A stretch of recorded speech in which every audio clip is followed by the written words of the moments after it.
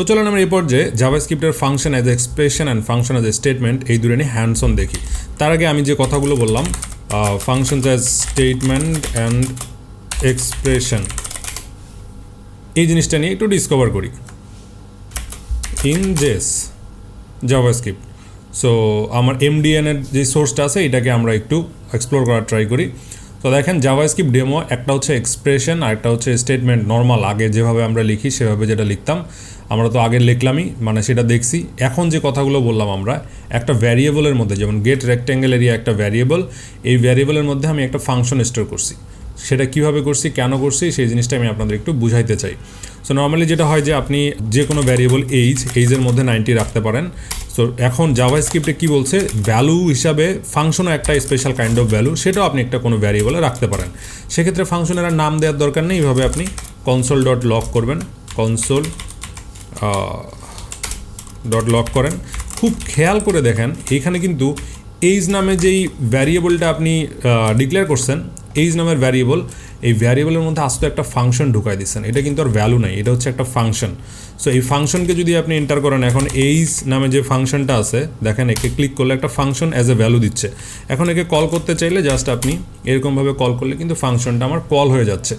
তো আগের যে ব্যাপারটা, আগে আমরা ফাংশন কীভাবে লিখতাম, ফাংশন নেম হচ্ছে যে প্রিন্ট নেম, তারপরে আপনি এখানে console.log করেন, console.log যদি করে দেন এইভাবে, এটা হচ্ছে আপনার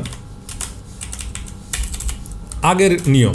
এখন আমরা প্রিন্ট নেম নামে যে ফাংশনটা অ্যাজ এক্সপ্রেশন হিসেবে লিখব, সেটাকে আমরা প্রিন্ট, ধরা গেল যে প্রিন্ট নামে এই ধরনের একটা কনস্ট ভেরিয়েবল নিলাম, তার মধ্যে আমরা কিন্তু ফাংশনটাকে স্টোর করতে পারি।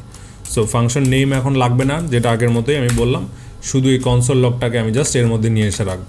দুইটাই কিন্তু ফাংশন লেখার ভ্যালিড নিয়ম জাভাস্ক্রিপ্টে। কিন্তু জাভাস্ক্রিপ্টে যখনই আমি কোনো ভ্যারিয়েবলকে ডিক্লেয়ার করতেছি, ওর মধ্যে যেমন আমি নর্মাল কোনো ভ্যালু স্টোর করতে পারি, এখন আমি আরেকটা নিয়ম শিখলাম, ফাংশনকেও অ্যাজ এ ভ্যালু হিসাবে আমি এর মধ্যে পাঠাইতে পারি।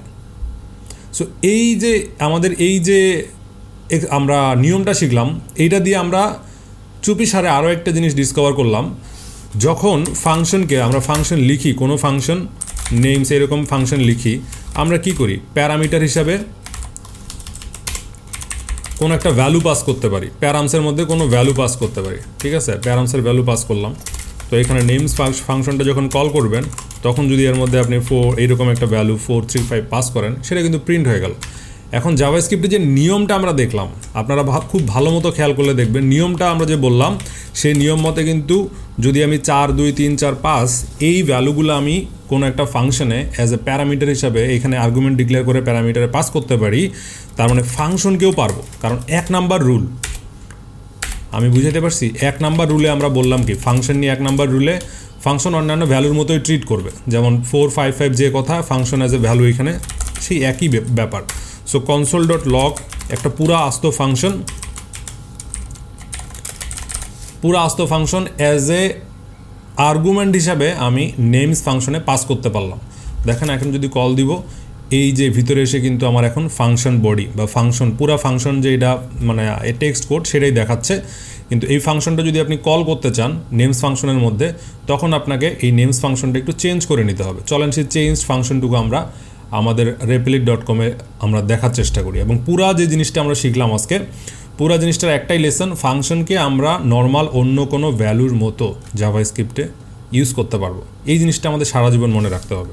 যেমন সেই জিনিসটা যদি উদাহরণ দিতে চাই, প্রথমে আমি বললাম যে আমার একটা ফাংশন থাকবে, ফাংশনটার নাম হবে ফাংশন প্রিন্ট। এই ফাংশনটা হচ্ছে প্রিন্টের কাজ করে, যে কোনো ভ্যালু দিবেন তাকেও প্রিন্ট করে দিবে। ফাংশন দিলে ফাংশন প্রিন্ট করবে, ভ্যালু দিলে ভ্যালু প্রিন্ট করবে, সেই রকম। তো এখন আমরা যেই ভ্যালুটা এখানে প্যারাম নিব, ধরা গেল এর নাম হচ্ছে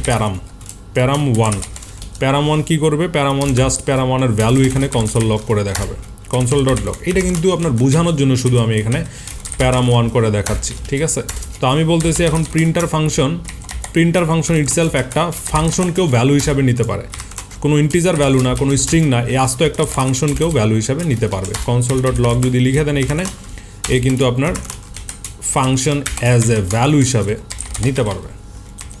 দেখেন এটাকে যদি রান করেন আপনি, তাহলে কিন্তু প্যারাম 1 পুরা ভিতরের ফাংশনটাকে আর কল করবে না, কারণ এটা তো ফাংশন যখন কোনো ভ্যালুর মধ্যে অ্যাজ এক্সপ্রেশন যখন লিখেন তখন ফাংশনের মানে কোনো ভ্যালুর মধ্যে যদি কোনো ফাংশন ঢুকান সে আপনার টেক্সট সব ফাংশনের শুধু টেক্সট ভ্যালুটাই দেখাবে।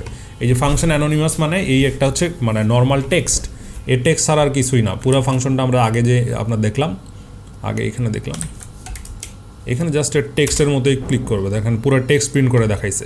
কিন্তু এগুলো যদি আপনি কল করতে যান জাস্ট এইখানে কনসোল লগ বাদ দিয়ে আপনি এইখানে প্যারামনটাকে কল করেন, প্যারামনটাকে যদি এখানে আপনি কল করেন তাহলে কিন্তু প্যারামনের মধ্যে 6 নম্বর লাইনে যে কনসোল দেখাইছেন সেই কনসোলটা এখানে প্রিন্ট হচ্ছে।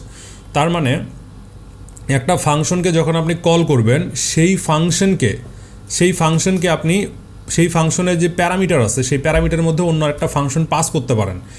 এটা হচ্ছে জাভাস্ক্রিপ্টের ফাংশনাল প্রোগ্রামিংয়ের বড় একটা নিয়ম।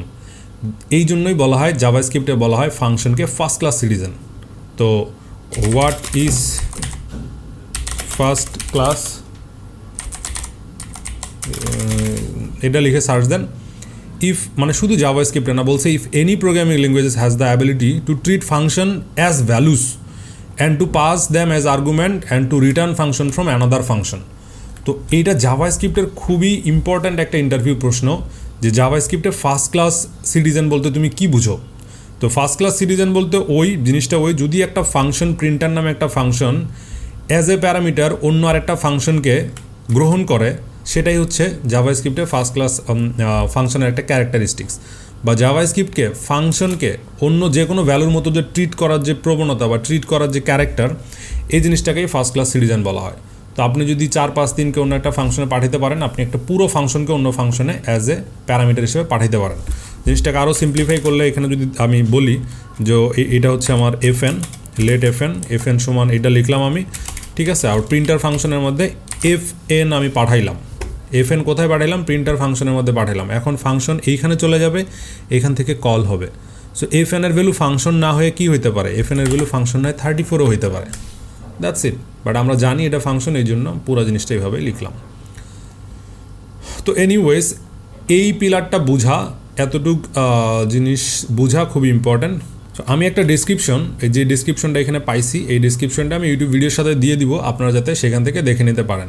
তো এই কথাটা আমি বারবার রিপিটেডলি বলতেছি, বারবার আবার বলবো, এই নিয়ম যদি বুঝেন, আপনি যদি এই নিয়ম বুঝেন জাভাস্ক্রিপ্টকে ফাংশনকে অন্য যে কোনো একটা রেগুলার ভ্যালুর মতো ট্রিট করা হয়, এই নিয়মটা যদি আপনি বুঝেন, তার মানে আপনার দ্বারা অ্যাসিনক্রোনাস প্রোগ্রামিং বোঝা সম্ভব।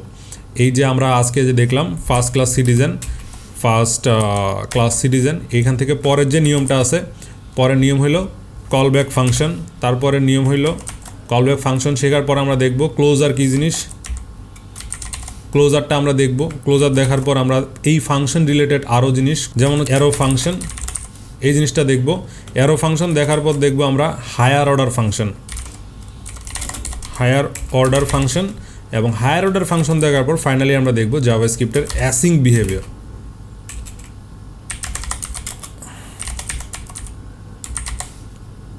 তো এই জিনিসগুলো দেখেন একটার সাথে আরেকটা কিন্তু কানেক্টেড। প্রথমে আপনি ফাংশনের বেসিক বুঝলেন, তারপর ফাংশনের এই যে একটা নিয়ম যেটা দেখলাম এটা শিখলাম, তারপর এটার সাথে এটা রিলেটেড কল ব্যাক যদি বুঝেন, তারপর কল ব্যাক বোঝার পর ক্লোজারটা বুঝবেন, ক্লোজার বোঝার পর অ্যারো ফাংশন বুঝলেন। আস্তে আস্তে আমরা অ্যারো ফাংশন থেকে হায়ার অর্ডার ফাংশন দেখবো, এবং তারপর লাস্টে আমরা যে জিনিসটা দেখতে চাই এটা হচ্ছে অ্যাসিনক্রোনাস বিহেভিয়ার। তো অ্যাসিনক্রোনাস বিহেভিয়ারটাও কিন্তু ফাংশন পুরো জিনিসটা না বুঝলে বোঝাটা কোয়াইট ইম্পসিবল। সো এই জন্যই বারবার আমি বলতেছি, আগে আপনারা ফাংশনের বেসিক এবং ডিটেলগুলো আস্তে আস্তে বুঝে যান। ধন্যবাদ সবাইকে। আমি এই কোডটুকু আপনাদের দেওয়ার চেষ্টা করব, এবং সাথে সাথে এই যে ক্লাস নোটসটুকু সেটাও প্রোভাইড করার ট্রাই করবো ইউটিউব ভিডিওতে। সো পরের ভিডিওতে চলেন আমরা দেখি আসলে কল ব্যাক ফাংশনের ইনিশিয়াল একটা ধারণা নেওয়া যায় কিনা।